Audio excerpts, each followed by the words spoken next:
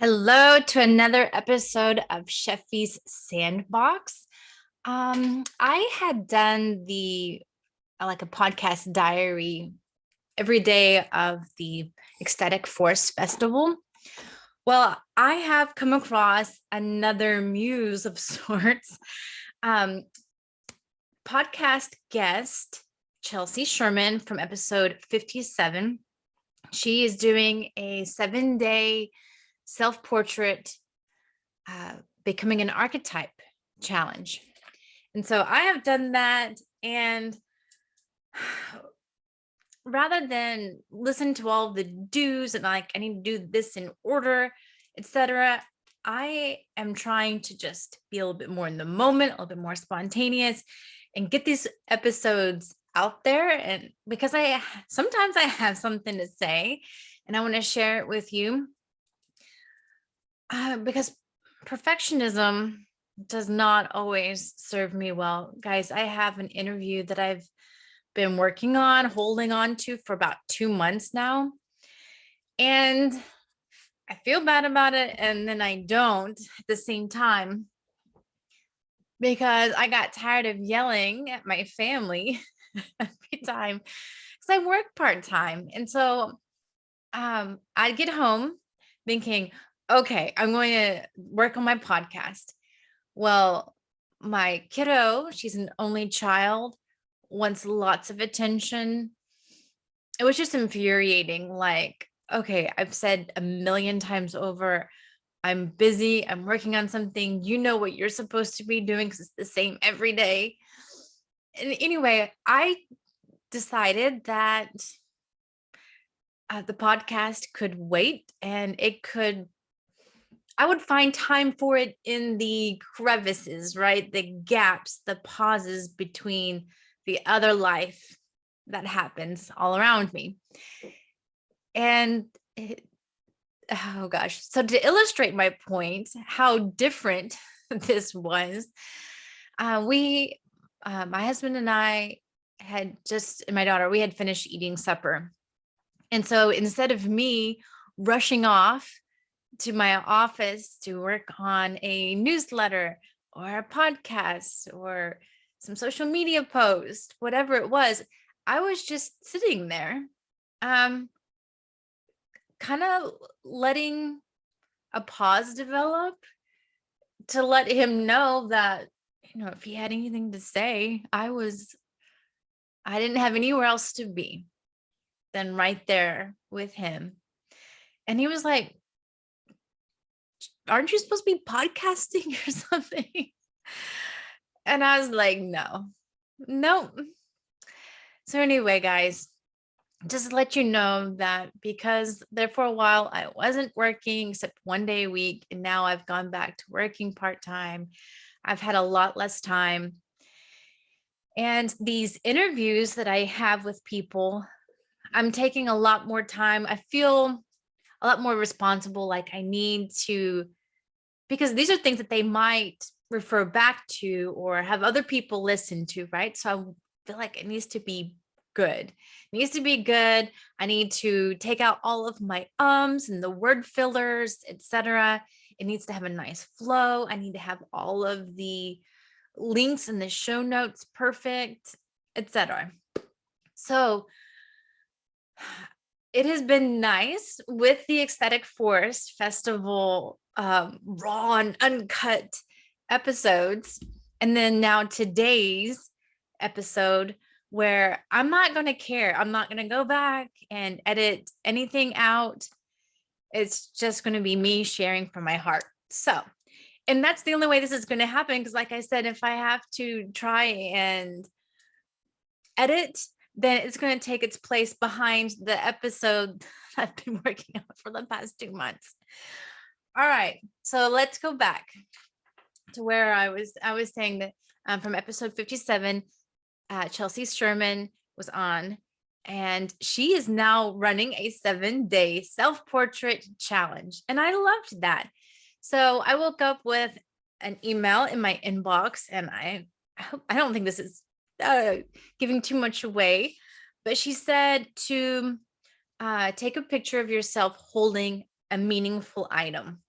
Okay, guys. So one of the first items that I grabbed was this. So if you're watching on YouTube, you'll be able to see. If not, I'll just describe it to you. It is a Native American crafted necklace that my father gifted me a long time ago. And when I say a long time ago, I'm saying maybe 20 years ago. It feels like it's been a really long time. And my dad and my mom either, neither one of them, but specifically my dad in this case, are not big on gift giving. So this is one of the few gifts that I have gotten from him. I'm sure his love language is more like physical touch or uh, quality time, maybe something like that. But yeah, this was really meaningful for me. But as I began taking pictures of myself with this, holding this, I found myself feeling a little bit more heavy than inspired because it brought up so much. First of all, it looks like it has its shape right now pretty well, but it's still a little, I don't know what I've done wrong, but it won't, whenever I'm wearing it, it doesn't really lay correctly on my chest. So I have a tendency to like poetry eyes everything, right? It's like I just feel as though sometimes I'm just not getting things exactly right. Like there's something wrong. And another thing, like I've had this internal dialogue recently about people seem to be very, what's the word I'm looking for? Aghast at cultural appropriation. And I think I get that in a way. I recently read a post that was saying that what she was doing was not cultural appropriation, it was cultural appreciation. And so, but the thing is like, if you are so worried about being viewed as culturally appropriating something, then you might not ever like really dive into the ceremonies and symbols and things that light your soul up. So the thing is about this, I do have a traceable Native American lineage. However, I don't look like it. So it's like probably someone would say I was culturally appropriating if I were to learn or try to steep myself into a lot of those ways. And it's trying to figure out, and so like another thing, because I am such a mishmash of different nationalities, it's like, well, if I'm only allowed to own, I put that in air quotes, own the nationalities that are most prominent, like who knows? Who knows? Maybe I need to get the most genetic tests, and so I can see what the greatest proportion is. However, it's just getting beside the point. The necklace brought up a couple of different things. I love my dad, and I just wonder though how many of us somehow feel that we have let our parents down. And I know he has said he's proud of me. And then going to the cultural appropriation dialogue that was going in my head, which I totally overthink things, and I don't see that changing anytime soon. But that's just to say, that's just to give you a glimpse of like what's going on in my head, blah, blah, blah. I was like, I need to pick something that like there's no baggage surrounding. I need something that lights me up, that because with the photos with this necklace, I was looking like more like nostalgic, or I don't know how to describe it, but I want to show you guys the item that I ended up choosing. Yes, this is a crystal hippo. And I was posting this picture of day one challenge, posted it on social media. And then I realized as I was typing out the caption or comment on it that there was so much to it that I wanted to actually do a podcast on it to give you some more of the backstory. So, spring of 2019. So we're going back, what, 3 years now? I was recalling a conversation in which someone had talked about Rubenesque women. Peter Paul Rubens, and I'm hoping I'm not mispronouncing the name. He was a Baroque painter. And I had commented that I really appreciated his the way he portrayed women, because that's where I carry my weight, is in my belly and thighs. So the rest of me kind of looks, halfway slender, but these Baroque, these Rubenesque women, they have some supper belly, on them, like they've eaten something. To me, they looked like real women, or at least women that I could relate to. So this is just, you probably skip to the end to hear, but I'm just like threading this all together, how one rabbit hole leads to another, to another. So anyway, I was going online on my phone while I was waiting for my daughter's, for her to finish with one of her theater classes at the time. So I looked up his different paintings, and because I think a friend had referenced the Birth of the Milky Way painting. If you don't know what I'm talking about, I haven't seen it, check it out. It's really interesting. Birth of the Milky Way. All right. So I was just appreciating yet again how I really like his artwork, that Baroque style. And I was looking at more of his paintings, and I came across the Hippopotamus hunt.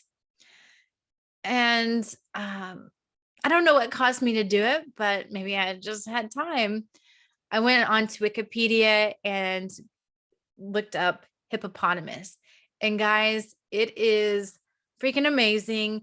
The hippopotamus is definitely not revered or respected or like known for all of its uniqueness. There's a lot of unique, very peculiar, strange, awesome things about the hippo that I did not know.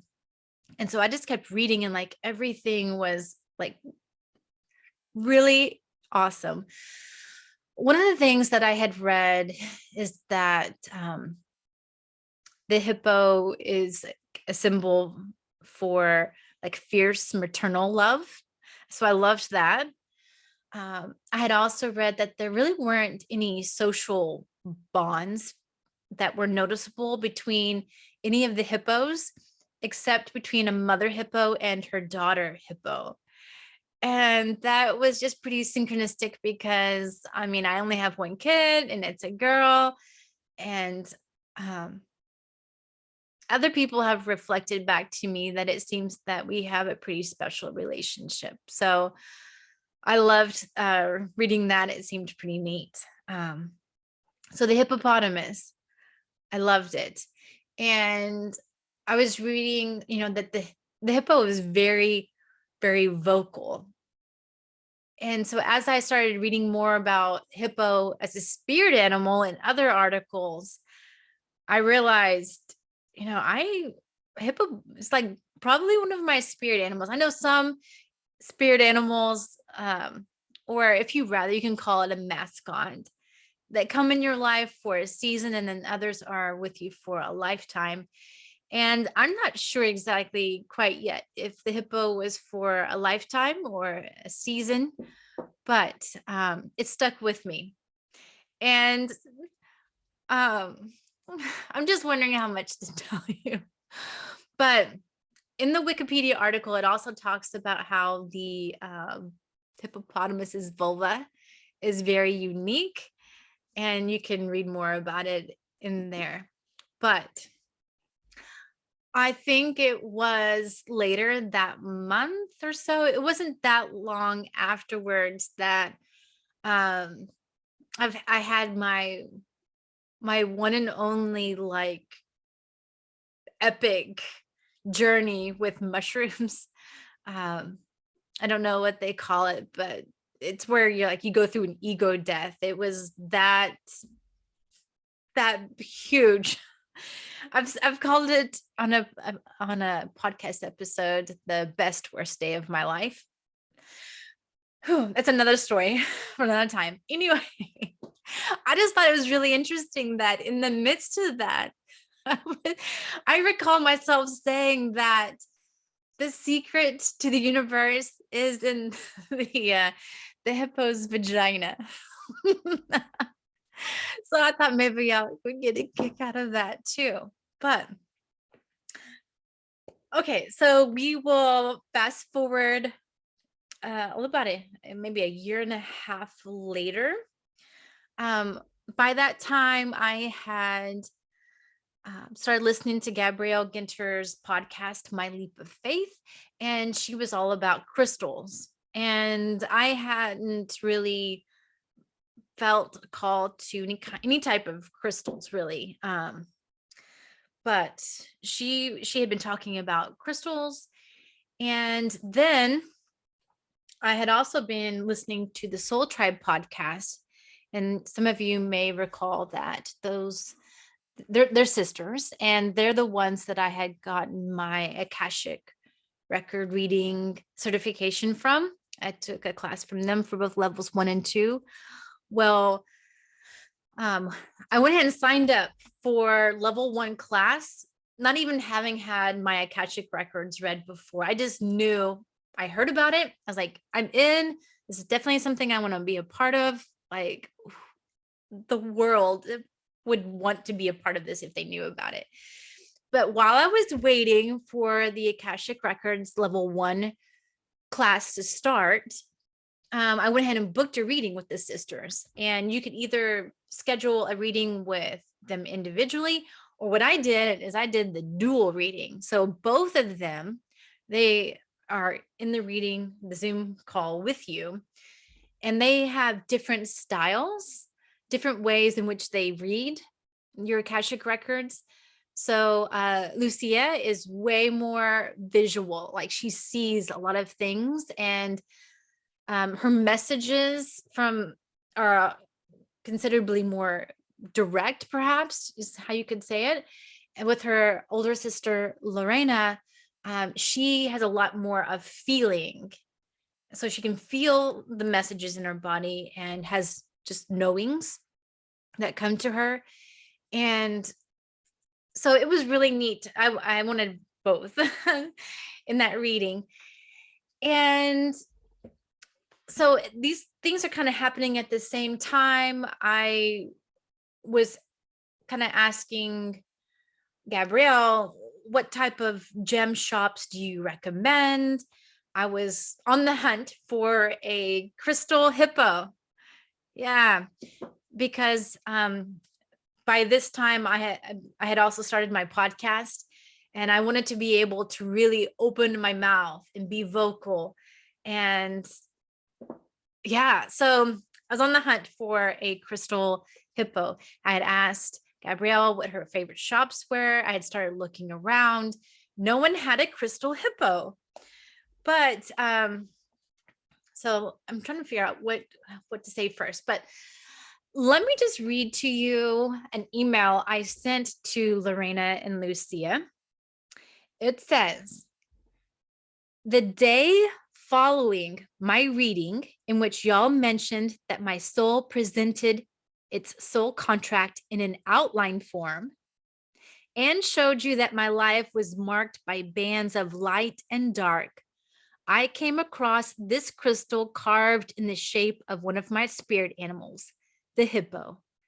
The seller only had one, and it was in fluorite. When they sent me the picture of it, I immediately thought of your reading and knew it was meant to be. See what you think.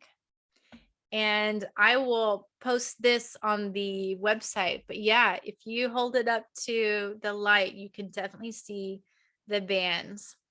And what had happened was I wasn't seeing any hippos. So I had contacted the shops directly. And Third Eye Tree is one that said, you know what? Hey, we have one hippo and it's in fluorite. Well, I looked up fluorite and it is about flow. It's about opening up the heart and connecting the higher chakras with the heart chakra. And it can help you organize your thoughts. So fluorite can mean flow. And so I thought, what better? It just seems so synchronistic. Like one of the reasons why I wanted a hippo crystal was to encourage me to open my mouth and actually speak my truth. Because I feel like for so long I've been afraid of doing that. And then for it to be coupled with being in fluorite, which is all about flow and getting your thoughts together and communicating effectively. I still think I'd probably need to work with this crystal. But I thought it was so synchronistic. So that was coming to me, or like I said, the day after this reading that I had with the sisters. Yeah. And like I mentioned in the email, so apparently my soul is really structured. And for those who know me, that might not be too much of a surprise that my soul contract was an outline form. Like you have points, Roman numeral 1 with your sub points, A through C, that kind of thing. So I just thought that was really amusing because I know like your soul can choose, if you believe in reincarnation, your soul can choose different expressions of itself. So the way that you are expressed in this lifetime might not necessarily be like your soul's true essence. It's kind of like a costume that it's putting on. But I guess in this case, my love of organization, it did translate. So yeah, my soul's my soul contract was in outline form. I think she mentioned that was different somehow, that's not often how it comes across, and that it showed my life was marked by bands of light and dark. And I have told you guys in previous podcasts about how in other readings, like this duality has been seen, like opposites. And I've often dealt with depression and bipolar and like the best and the worst. It's like, oh, I guess my soul was like, give it to me all, give it all to me. But so that's what part of my message to them was, look at this. It was bands of dark and light, and in this crystal hippo. So when I grabbed this item, I was like, yep, this is what I want, especially if the whole hashtag of the 7-day challenge is becoming an archetype, right? What am I wanting to, what strengthens me? What is it that what reflects back to me the best parts of myself? And even though I love this necklace, I don't think that this hippo is special in a different way, in that it is inspiring an archetype of speaking my truth. And so I'm excited to see what the other days of the photo challenge are. And yep, I'm really excited. Maybe I'll have 7 days worth of pictures in which I can look back on and become inspired by myself, right? I think so many times we are inspired by others, and that is so beautiful. But in that, at least for me, there's that killer comparison, right? It's like, wow, they are on it. They are magical. They are getting shit done. And they're only 25 years old. Like, I must have missed the boat a long time ago. Like, what the hell happened? But for us to be able to see ourselves as inspirational, as embodying the things that we want to become, I think that could well be the magic behind this self-portrait challenge. Maybe. So I'm excited. I hope you will join me. I want to see my Instagram and Facebook feed flooded with pictures of you guys holding your special objects and embodying an archetype that you want to bring to this world. So I'm sending you guys all my love, all my weirdness, and thank you for listening. And I will see y'all soon. Bye.